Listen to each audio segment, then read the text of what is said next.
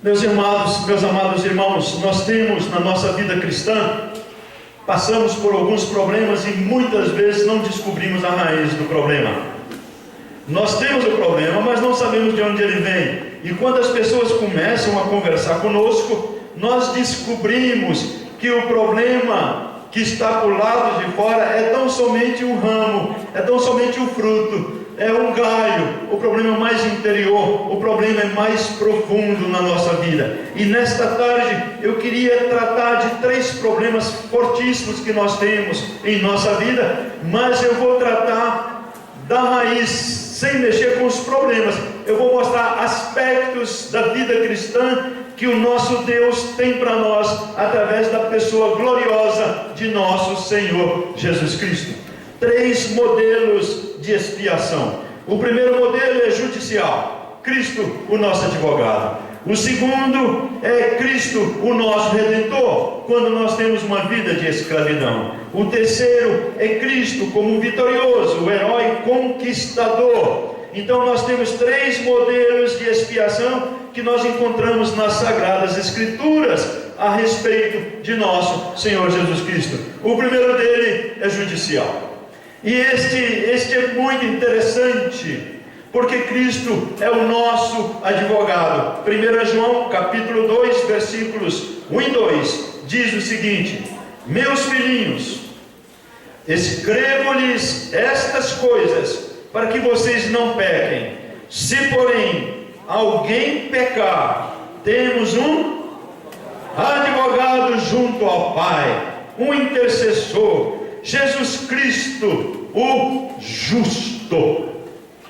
Não só justo, mas também justificador. E não somente justificador, mas aquele que recebeu do Pai todo o direito de julgar, o supremo juiz. E continua o texto: ele é a propiciação pelos nossos pecados, e não somente pelos nossos, mas também pelos pecados de todo o mundo. Um advogado que é justo, que é juiz e que é a propiciação pelo nosso pecado. Um advogado completo. Nestes dias, todo mundo está falando do juiz Sérgio Moro. E aquele juiz, homem dedicadíssimo e que tenta fazer algo no país que já deveria ter sido feito há muitos anos, e ele tem tentado trabalhar com toda isonomia, sem pressão política, mas simplesmente dentro da lei, e não se deixar contaminar por pressões de ricos, de poderosos, pressões sociais, de carteiradas. Sabe quem eu sou? Sabe com quem você está falando? E aquele juiz tem trabalhado, mas de repente nós escutamos outros juízes falando contra ele. Nós encontramos ministros do Supremo a favor e ministros do Supremo contra, e nos deparamos com um problema no país. Eu conversava com um querido irmão Vitor, que é juiz aqui em Muriaé, vocês conhecem muito bem, e eu perguntava para ele: meu querido irmão, me explica como é que isto funciona. Como é que pode um juiz, tendo a mesma lei, ter resultados diferentes? Foi o caso do Joaquim Barbosa no julgamento do Mensalão e do Lewandowski, e os dois pelejavam no prêmio supremo, na casa máxima do Brasil, de posições diferentes. E eu falei: como é que pode a mesma lei ter interpretações diferentes? E ele me disse: isto é exatamente a minha tese de doutorado. O pano de fundo do juiz interfere na sua decisão. A lei, na hora que ele vai estudá-la, ela é afetada pelo que ele era na infância, pelo que ele era como adolescente, pelo que ele foi como adulto, pelo que tem no seu pano de fundo, do seu background, daquilo como ele pensa, afetará na análise do julgamento. Então nós temos juízes de todas as cores, de todas as matizes, mas aqui nós temos um advogado que é justo juiz. Um advogado que não tem outro pensamento. Ele é simplesmente um homem perfeito. O advogado que todos nós queremos. E a bênção maior, ele se dispôs na cruz do Calvário e diante do Pai de ser o nosso advogado para todo sempre, enquanto estamos aqui. 2 entendimentos a respeito de pecaminosidade. O primeiro, alguns não têm percepção do seu pecado. Alguns fazem e trabalham e não acham, não veem, não creem que fizeram coisas erradas. Algumas vezes nem sabem que fizeram coisas erradas, mas fizeram. E sabe o que a lei diz? A lei diz que a ignorância da lei não nos isenta da culpa do pecado. Aí se você falar, eu não sabia disso, eu não sabia que era errado, sabe o que o juiz vai falar para você? Está duplamente condenado. Por ignorância da lei, você vai pagar pelo seu pecado, pelo seu erro. A ignorância não nos isenta. Há muitas pessoas que, além de ser ignorantes, não têm percepção de que fez errado. Por isso, em Números, Deuteronômios e outros lugares, fala do pecado do sacrifício pelo pecado sem consciência. E tinha ali todo o ritual. A segunda é que alguns são constantemente esmagados pelo pecado e pela culpa. Desculpa, irmãos. Observaram o contraste? Uns não têm consciência do pecado, outros vivem constantemente debaixo da culpa de pecado, de alguma coisa que fez, de alguma coisa que o amarra. E todos os crentes estão desta maneira, de uma forma geral. Ou não tem consciência de que tem feito coisas erradas, ou andam com uma carga sobre os seus ombros muito grande por algum pecado que cometeu. Eu conheci agora em Itaperuna um irmão, foge-me o nome dele, o irmão Zé Menezes, que o evangelizou. Aquele senhor estava dirigindo um carro, vocês devem conhecê-lo, e num acidente o cunhado dele, um parente, morreu. E ele sentiu-se culpado por aquilo. E o Zé Menezes foi no sepultamento, pois aquele que morreu era um irmão em Cristo. E quando estava lá, o irmão Zé Menezes foi apresentado para aquele senhor. Aí aquele senhor falou assim: eu sou culpado de tudo isto. A minha alma não aguenta, nunca fiz mal para ninguém e agora sou culpado. O irmão Zé Menezes virou-se para ele e falou assim: você tem razão, você é culpado mesmo.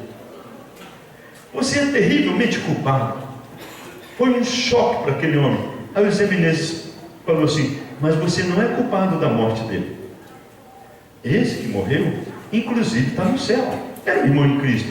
Você é culpado por causa dos seus pecados contra Jesus. Mas Jesus quer ser o teu Salvador. E o homem aceitou a Jesus Cristo como Salvador. E hoje ele vive ali, perto de Itaperuna, toma conta de uma casa de oração. Um irmão muito crente, de 80 e poucos anos. E ele está muito animado no Senhor, servindo ao Senhor. Mas nós, crentes, precisamos de um advogado. Nós precisamos de um advogado. Mas o advogado que nós precisamos chama-se Cristo Jesus. Cristo Jesus é que nos representa diante do Pai. E Cristo Jesus nos representa de uma maneira geral, abrangente, em todos os sentidos.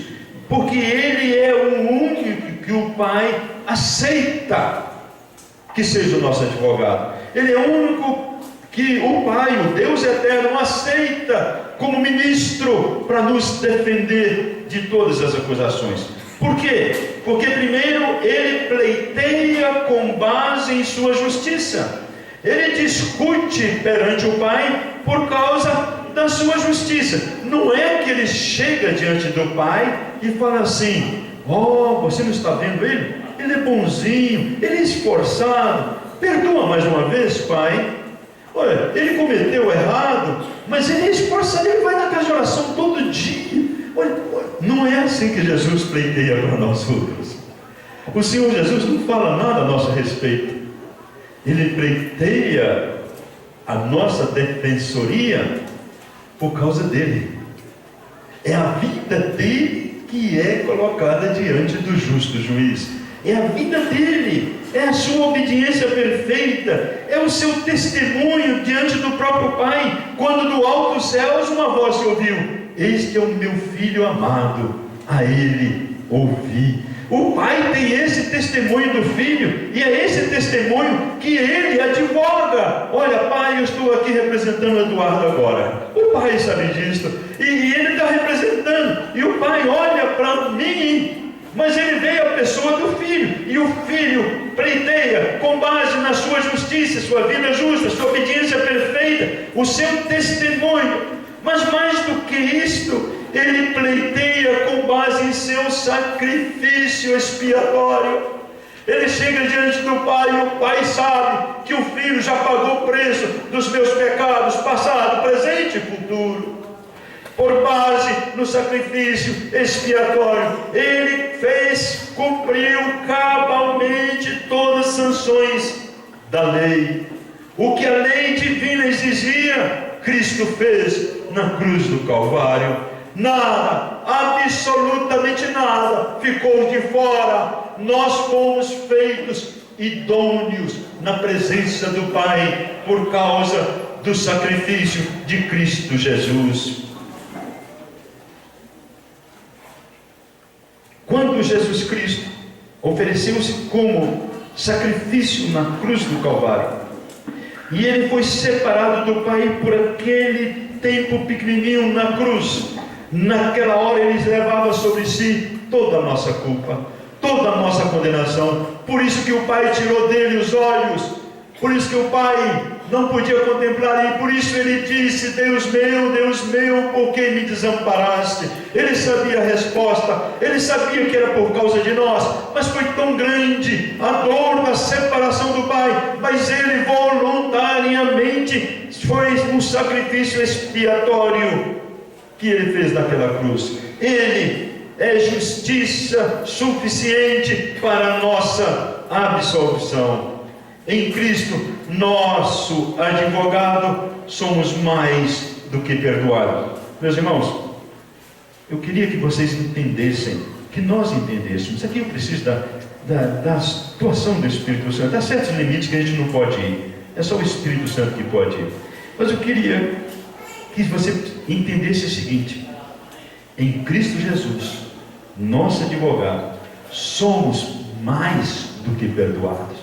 Não é só assim: olha, teus pecados estão perdoados. Não, é mais do que isso. Já seria uma tremenda bênção saber que já somos perdoados, mas é mais do que isto. Olha bem o que aconteceu com Cristo. Primeiro, ele satisfez as justas demandas da lei.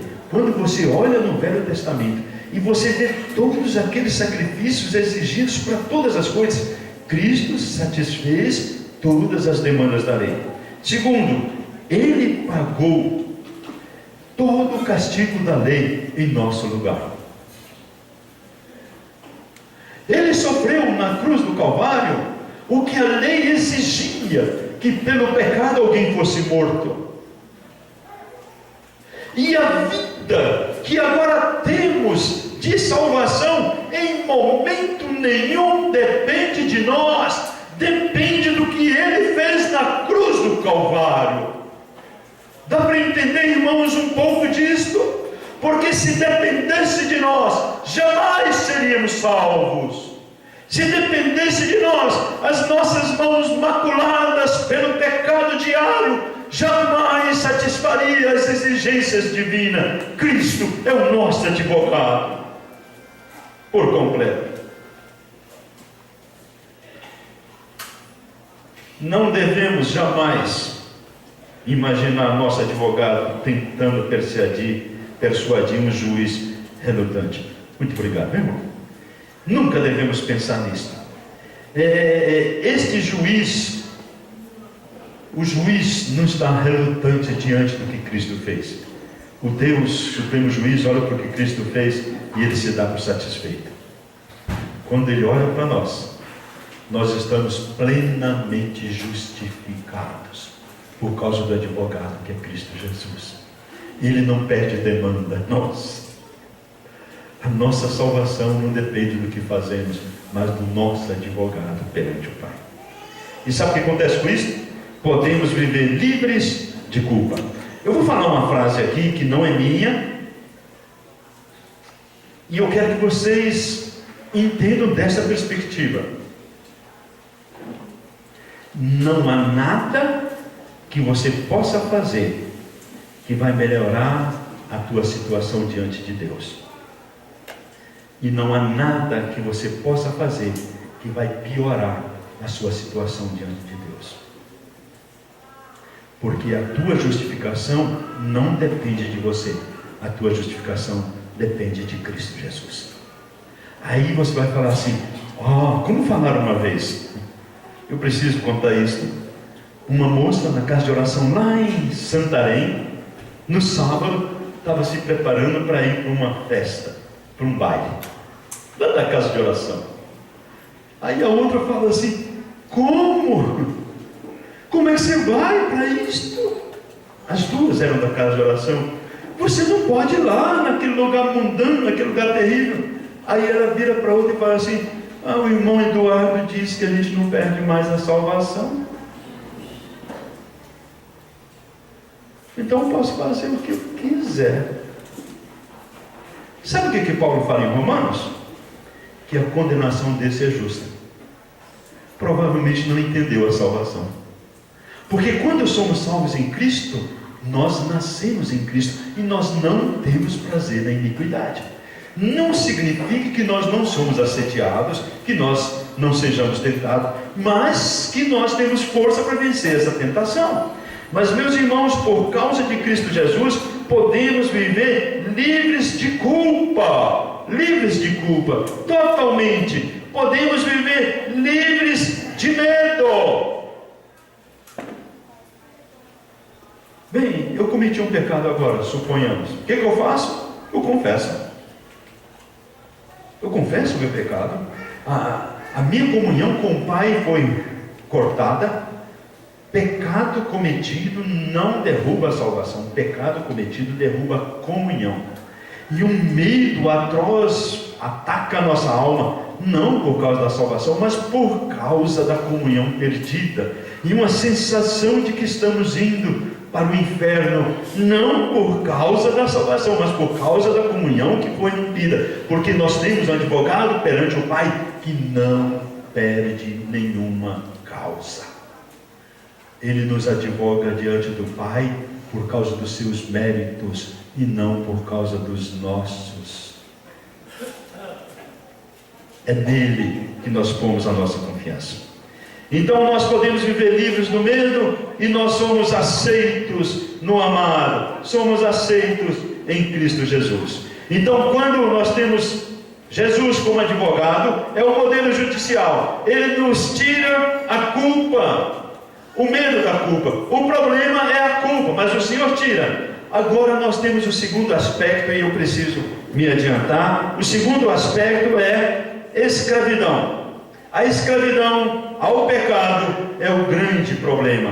E o modelo de escravos é muito forte nesta história, porque quando foi escrito o Novo Testamento, havia muita escravidão. E quando Paulo escreve a respeito da vitória, ele fala quando os exércitos voltavam para Roma, trazendo os louros da vitória, e aquelas pessoas que foram aprisionadas vinham escravizadas, amarradas pelo grande conquistador. E havia um desfile em Roma, e todas aquelas carruagens passavam em frente ao imperador, que recebia a glória de ser o imperador de Roma e ter conquistado batalhas. Escravidão era muito forte no passado. Tão forte que no Velho Testamento fala sobre leis, sobre escravidão. E no Novo Testamento o apóstolo Paulo, em um momento ou outro, ele fala também sobre os escravos. E esta é uma grande acusação contra nós. Por como é possível que a Bíblia não fala contra a escravidão, como acontecia naquela época? Eu quero falar de outro tipo de escravidão. João capítulo 8, versículo 34. Jesus respondeu: digo-vos a verdade, todo aquele que vive pecando é escravo do pecado. Todo aquele que vive pecando é escravo do pecado.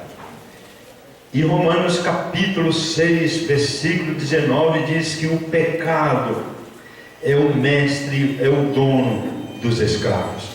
Romanos capítulo 8, versículo 7 diz que aqueles que são controlados pela natureza pecaminosa não podem jamais agradar a Deus. São escravos que não agradam ao Pai. E também Provérbios capítulo 5, versículo 22 diz o seguinte: o ímpio se torna prisioneiro de seus pecados, das suas maldades, do seu vício. Ele é um escravo. Aquele que é dominado por alguma coisa se torna escravo daquela coisa.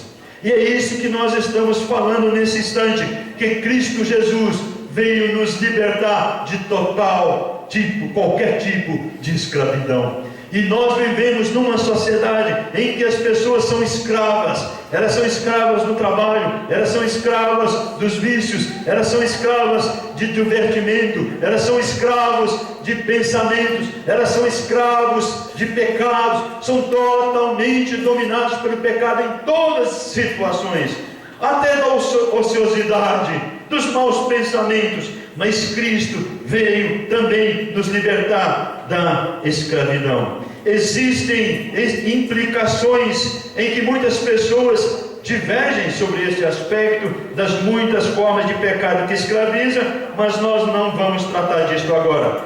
Quero só afirmar que Cristo paga o resgate para libertar pecadores. Cristo fez isso. Em Marcos capítulo 7, o Senhor Jesus deu a sua vida como sacrifício por muitos. Em 1 Pedro capítulo 1, versículos 18 e 19, diz a palavra do Senhor que nós somos redimidos com o precioso sangue de Cristo. Nem com ouro, nem com prata, nem com qualquer outra coisa, mas nós fomos redimidos da maneira que nossos pais viviam, daquela escravidão que nos dominava. Nós fomos redimidos pelo sangue do Cordeiro, o sangue precioso de Cristo. Ele pagou o resgate para nos libertar.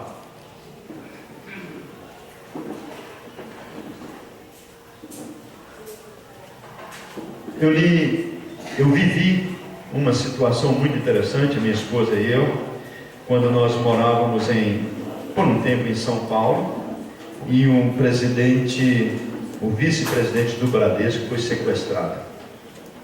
E foi algo terrível.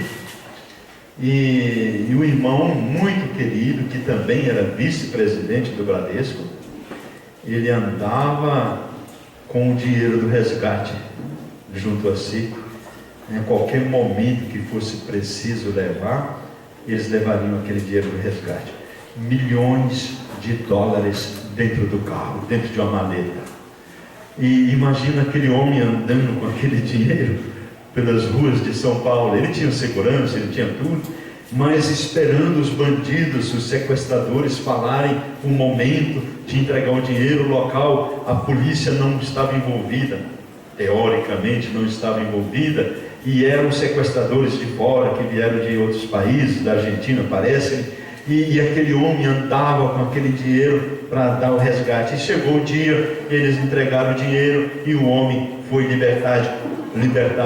Um volume de dinheiro que até hoje não falou para fora quanto é que foi pago, para que aquele vice-presidente fosse libertado. É da mesma forma, irmãos queridos, nós fomos resgatados pelo inimigo das nossas almas.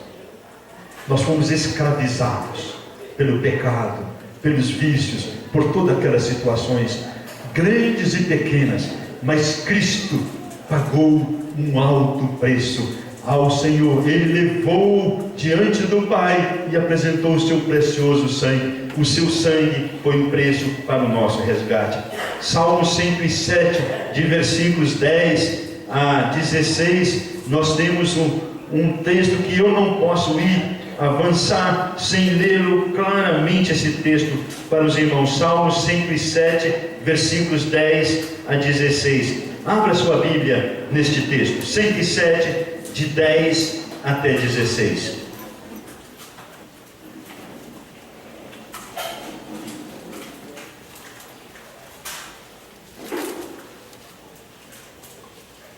Esta é a nossa história. Esta é a história da humanidade. Salmos 107, de 10 a 16. Assentaram-se nas trevas e na sombra mortal, aflitos, acorrentados, pois se rebelaram contra as palavras de Deus e desprezaram os desígnios do Altíssimo. Por isso ele os sujeitou a trabalhos pesados. Eles tropeçaram e não houve quem os ajudasse. Há uma descrição mais exata do homem do que esta? Ouvimos hoje sobre aquele jovem Ian, parece que era o nome dele.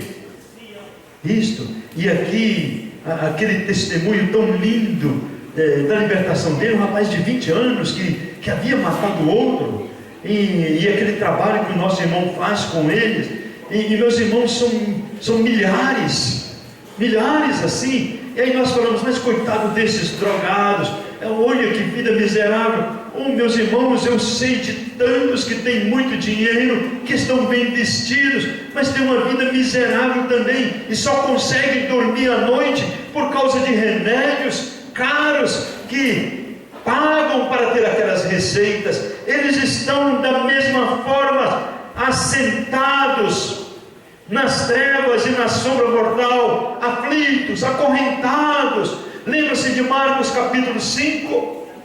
Quando o Senhor vem de outro lado, e o Senhor chega, e ele se aproxima daquele endemoniado gadareno, que se feria com pedras, que se cortava, as correntes não o seguravam, porque eles quebravam aquelas correntes terríveis, gritava de dor, clamava à noite, seus uivos espalhavam-se por todos os lugares.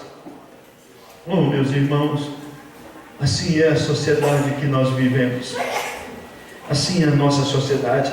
Tentam se disfarçar, maquiam sorriso, criam sorrisos, maquiam com joias, com roupas, com carrões, tentando falar uma alegria que eles não têm. Lembro-me certa vez um homem que veio numa tarde lá em Santarém, eu arrumando um cano de água que havia arrebentado na minha casa, que tinha mais de 200 metros. Aí eu fui lá consertar aquele cano, quando um homem grita para mim, ajuda-me, socorro. Aí eu olho para ele vem normal, aparentemente normal, chega perto de mim. Aí eu falo, o que ele fala? Me ajuda, socorra-me. Eu falei, pois não, eu estou aqui, eu posso te ajudar. Ele, socorra-me. Eu falei assim, eu sei quem pode te ajudar completamente, Jesus Cristo, Salvador. Aí ele falou assim, você não pode me ajudar. Virou as costas e foi embora.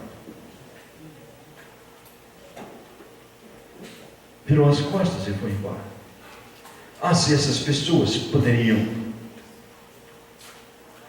Esses dias nós falamos tanto sobre a noite de São Bartolomeu, quando os huguenotes foram mortos, e o rio que cortava a cidade ficou vermelho de sangue dos nossos irmãos que foram mortos por Catarina de Médici.